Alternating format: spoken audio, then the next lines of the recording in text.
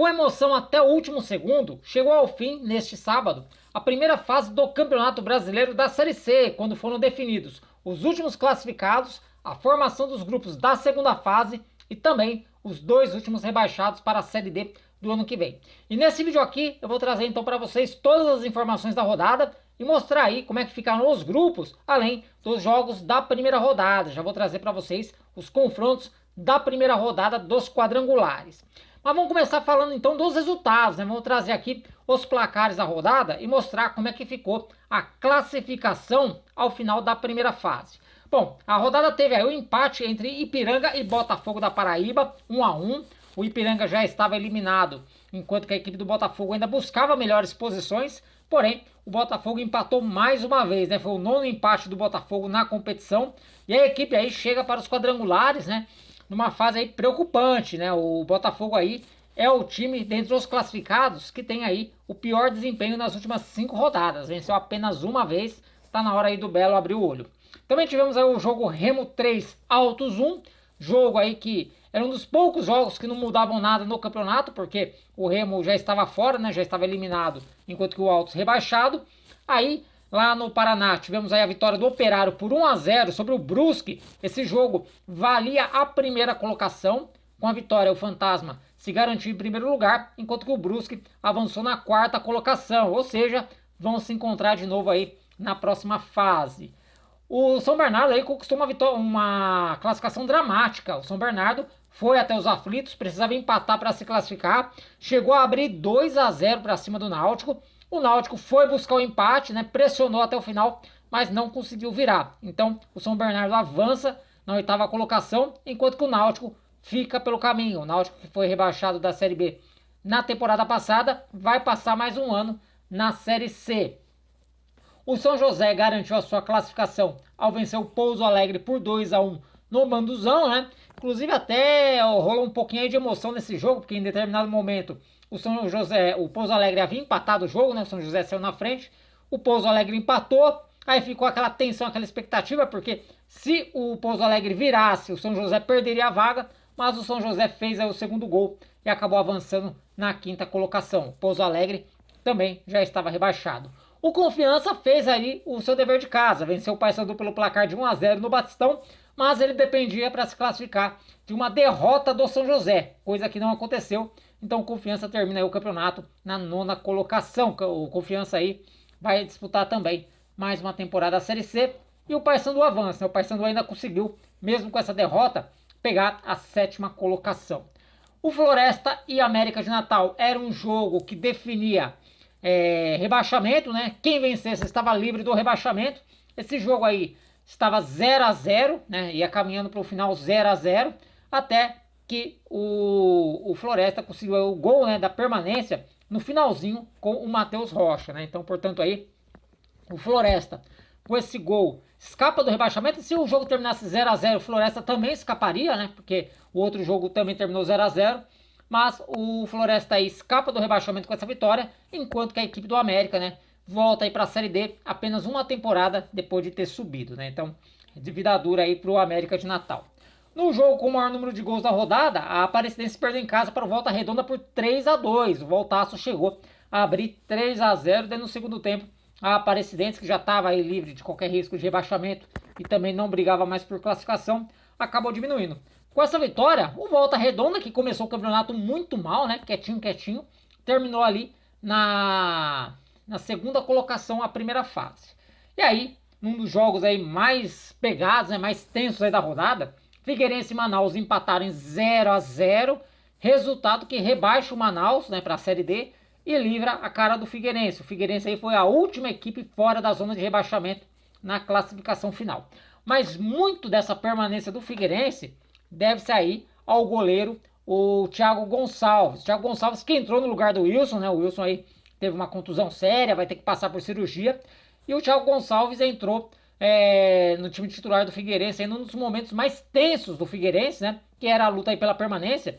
E ele já entrou para a história do clube, porque aos 36 minutos do segundo tempo, ele fez uma defesa espetacular, evitando ali o gol do Manaus, né? E com a combinação de resultados, se o Figueirense toma aquele gol e depois não tem forças para conseguir empatar, o Figueirense seria rebaixado. Então podemos dizer aí que o Thiago Gonçalves, que entrou de última hora no time, garantiu a permanência do Figueirense na Série C do Campeonato Brasileiro. E fechando aí os resultados, né, o Amazonas, jogando em casa, bateu a equipe do CSA pelo placar de 1-0.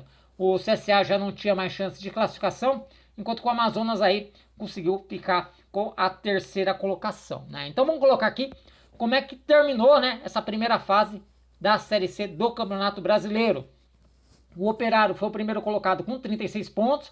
O Volta Redonda, como eu falei, o segundo colocado com 33. O Amazonas terminou na terceira colocação com 32. O Brusque foi o quarto colocado com 31.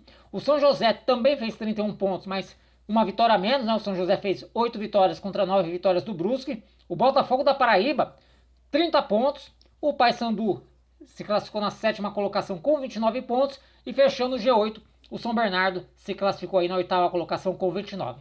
As duas equipes que ainda tinham chance de se classificar nessa rodada e ficaram fora, Confiança, 28 pontos, e o Náutico apenas na décima colocação com 27 pontos. O Náutico, nas últimas 5 rodadas, empatou 4 jogos e perdeu 1, aquele jogo para o Paysandu. Então aí, o Náutico pagando aí pelo excesso de empates. Virando a página da classificação, o Remo ainda conseguiu terminar, né, na 11ª colocação com 25 pontos, pagou caro pelo aquele mau início de campeonato, quando perdeu 5 seguidas, mas ainda terminou ali 5 pontos acima da zona de rebaixamento. O CSA, que é outra equipe que veio da Série B o ano passado, foi o 12º com 24 pontos. O Ipiranga, 13º com 23. O Floresta, que escapou do rebaixamento hoje, 14º também com 23 pontos, mas uma vitória a menos que o Ipiranga. A Aparecidense foi a 15ª colocada com 22 pontos. O Figueirense, 16º também com 22 pontos, mas uma vitória a menos que a Aparecidense.